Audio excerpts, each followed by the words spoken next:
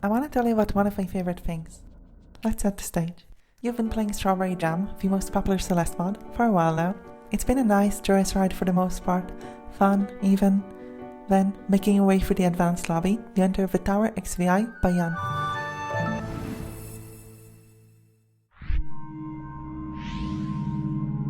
There's something different about this map. The theme here is advanced puzzly gameplay. Both figuring out the steps to beat a given screen and actually executing them are part of the challenge. The map uses three mechanics. First, there's dream blocks, those blocks you can dash through from the base game, which come in static, disappearing, and falling varieties.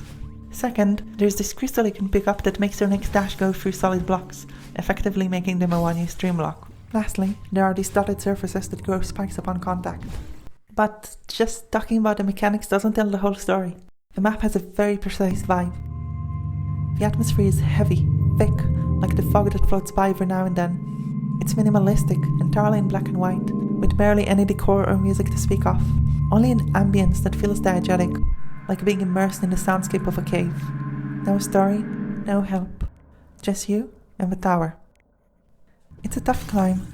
The map is noticeably more demanding than everything up to this point.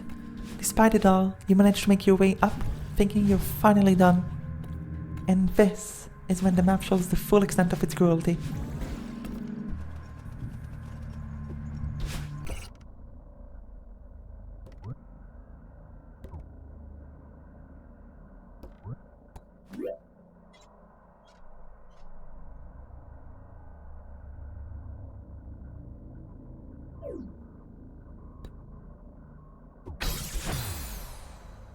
This screen terrified me.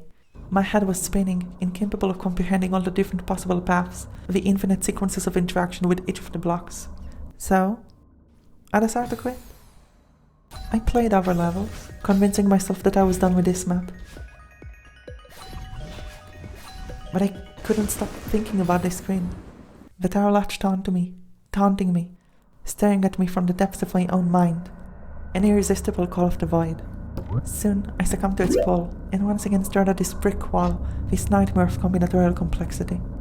Slowly, I started chipping away. The name of the game is to find a way to breach through this opening in the ceiling. That requires using the crystal. If I pick one up and wait for it to respawn, I can collect it to mid-dash, smuggling it through. The catch is, I cannot dash while going up, or I lose the crystal's effect. That entails building a structure I can traverse dashless, using the array of dream blocks as construction material. It was kinda like solving Sudoku, deducing every step from the last. If I need to get there, I need to be here, which means I need to get rid of this block and so on. At the time, being waist deep in the mud, it was hard for me to appreciate how clever this puzzle is. Though there are endless combinations of moves, just like there are endless numerical configurations on the 9x9 grid, only one is correct, and with enough patience, arriving at the solution is inevitable. The process was strangely scrappy. The screen is intentionally designed, yet it looks haphazard, thrown together. It has a rough texture to it that makes every move feel invented rather than predetermined. That quality is amplified by its layout. Every surface in this room is unstable, deadly, having you architect a solution while walking on hot coals. Zero room for error, zero grace. It reminds me of a certain type of place. I like exploring abandoned places. The idea of something made by people and at the same time not wholly designed is appealing to me. A space that no longer has purpose, meant for no one, and yet I'm here. What was once a safe passage might be blocked off. Physical signs of decay may turn into stairs purely by chance. There is no guarantee of a path, as there is no guiding hand, no guarding rails, no intention, just deterioration. Once the final piece fell into place, I carefully made my way up the structure I've built. The crystal in my shaky hand was noticeably delicate. Every move was sprinkled with uncertainty.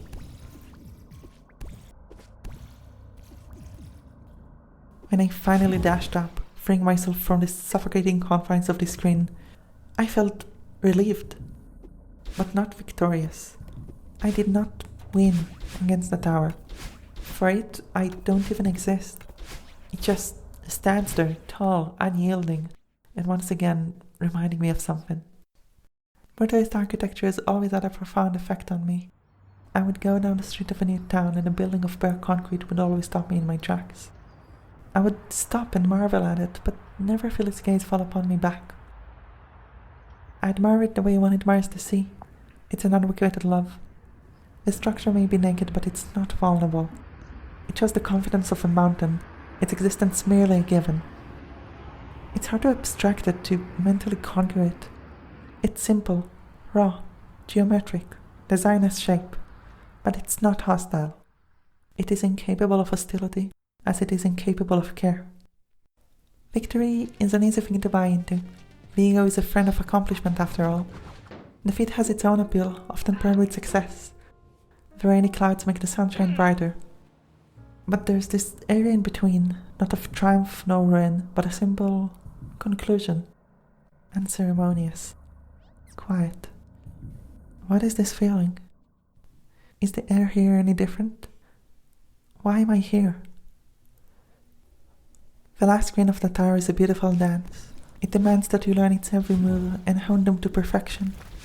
It's a masterful contortion of a movement engine, designed for fun, into something wonderfully oppressive. Its design is so strong that even without its audio and visual elements, its raw shape instills a sense of dread all on its own. It feels uncaring, yet it's carefully crafted. It feels hostile while being delicately tailored. It beckoned and I answered. It challenged and I dared. It ignored me and I courted. It as coarse as the roughened interior of a place not meant to be. It as bold as the unadorned towers that make me feel cozily insignificant. It doesn't hold me and it doesn't let go. I love it, for it loves me not.